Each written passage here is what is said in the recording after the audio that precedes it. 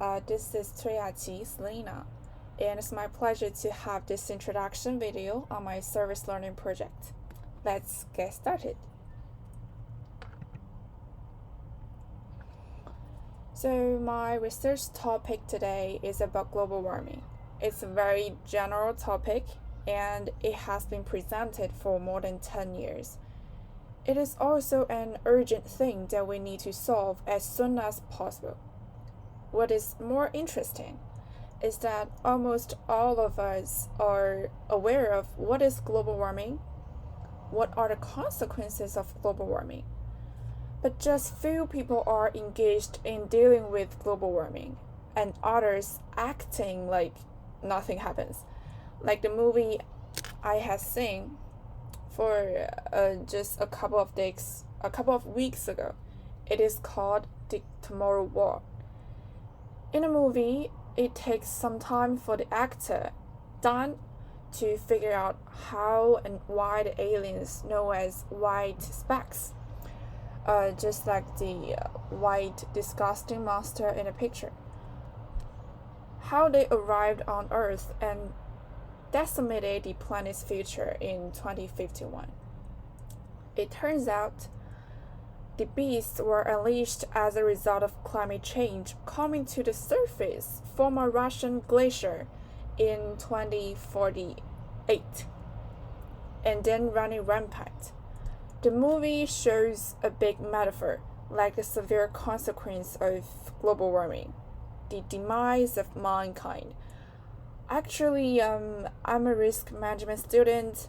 As far as I know, future is full of risk, and sometimes it's unpredictable. I just want people to aware how important stopping the global warming, and I want to see the actions we actually take for stopping the global warming. And for the organization I've chosen is called Greenpeace. So let's have a brief introduction about this organization. So Greenpeace is an independent international environmental organization that exposes global environmental problems and solutions through scientific research, policy initiatives, and peace actions. They never accept fundings from government, business, or political groups, and only accept direct donations from individuals to maintain impartiality and independence. Greenpeace also have 4 commitments, and that's the also reason why I choose Greenpeace as my NGO.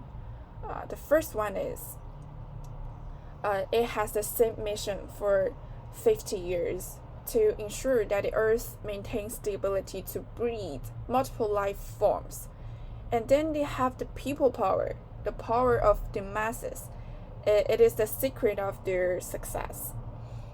And the third one is that they address the challenge of climate change to the first priority, while adapting environmental priorities to the realities. And the last one is that they are transparent and open, accept public scrutiny. They're committed to accept supervision from members and the public. We can see that Greenpeace has a complete operating system so that it can become a global organization. Of course, it has its offline office in Hong Kong so that it can have a site visit or have some join their activities to deeply understand how the Greenpeace is like.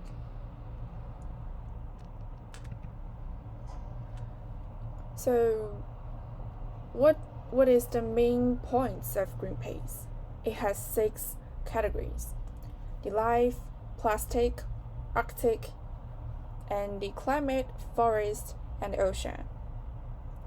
And for each of the category, it has its theme activities.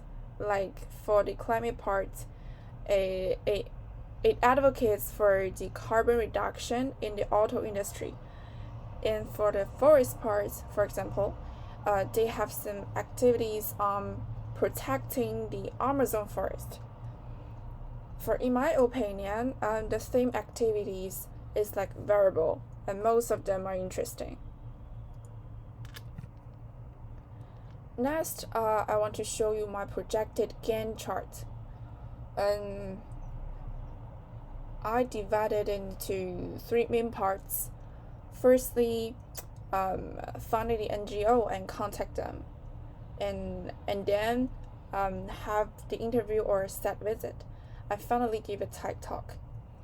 So to be more specifically, each week I have to complete one small task. And also in week 6, I have a backup week to ensure that everything goes well. If not, I can do some changes in week 6. I think it's feasible enough. So looking into the whole gain chart, in week 1, we have a Office of Service Learning workshop, and then we search for the NGO that we intended to do in my projects. And in week 2, we still find an NGO, and the Office of Service Learning will come to us and have a brainstorming. And in week 3, we will prepare for the service learning as well. And in week 4, we will contact the NGO. And for now, I've sent an email to the Greenpeace, but it didn't reply to me yet. And in week 5, we still prepare for the interview questions or a site visit to the Greenpeace. And in week 6, it is the backup week, to, like myself, have some small changes if the Greenpeace still don't reply to me. In week 7, we will have a discussion with Office of Service Learning to our interview questions. And in week 8, we will contact the organization about the interview arrangement, the time, the schedule, or something else. And in week 9, we will set up an interview or a site visit. That's the most important week for us to know more about our NGO. And in week 10, we will complete the research and prepare for our final TED Talk. And in week 11, we will have our TED Talk in front of all the teachers and students, and of course the Office of Service Learning staffs. That's my projected gain chart. Yeah. And lastly, I want to discuss my constraints and interest on this project.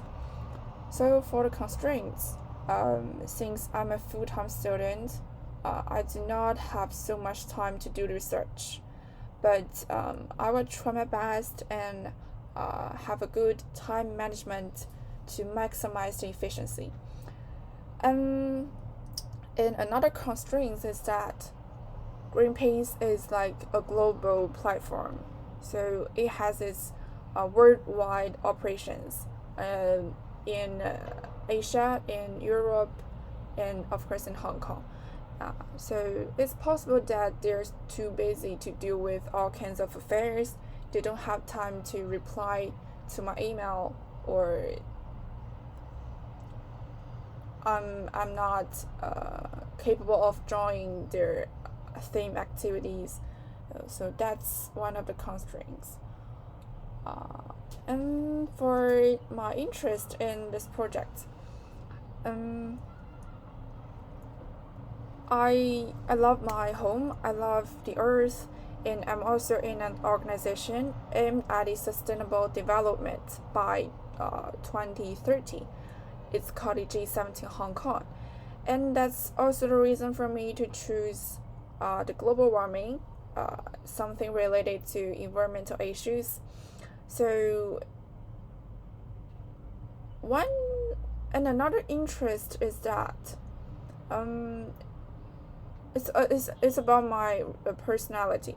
I want to use my own power to affect people around me, and I really want all the people to make the contribution to stop the global warming. It seems like it's impossible, but who knows? Maybe we will solve the global warming by 2080 or 2090,